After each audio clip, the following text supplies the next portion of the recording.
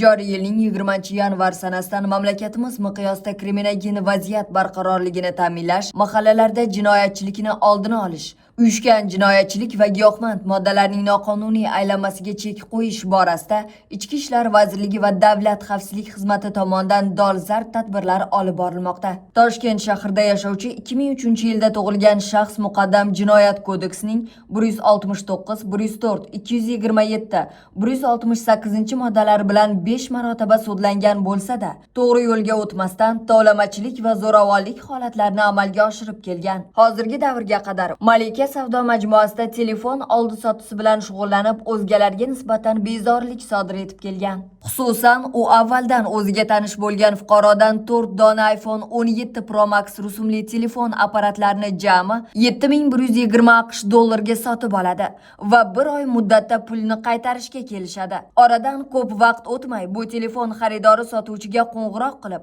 ko'rishishi zarurligini aytib chaqiradi. O'rtada o'zaro nizo ko'tarilib, janjallashib ketishgan va 5 marotaba sudlangan shaxs yonida bo'lgan o'tkir tig'li jism bilan uning oyoq qismiga, yuz va qorin qismiga ko'p marotaba urib tan jarohati yetkazgan. Hozirda u qo'lga olinib, holat yuzasidan O'zbekiston Respublikasi Jinoyat kodeksining 277-moddasi 2-qismi V bandi bilan jinoyat ishi qo'zg'atilgan. Mamlakatimizda qonun ustuvorligini ta'minlash, jinoyatchilikning har qanday ko'rinishiga nisbatan murosasiz kurash olib borish hamda jamiyatda sog'lom muhitni mustahkamlash bo'yicha huquqni muhofaza qiluvchi idoralar tomonidan amalga oshirilayotgan keng ko'lamli tezkor qidiruv va profilaktik tadbirlar davom ettirilmoqda.